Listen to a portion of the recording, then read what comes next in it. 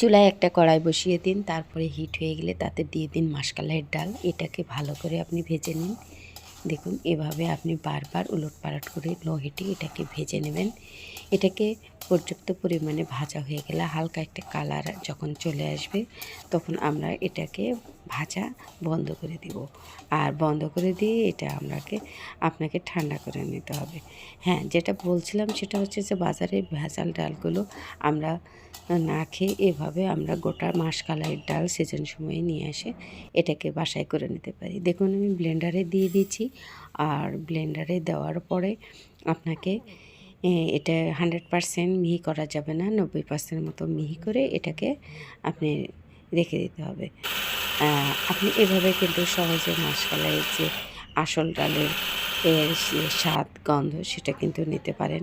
আর এই পাউডারটা আপনি এয়ারটাইট বক্সে রেখে দিতে পারেন।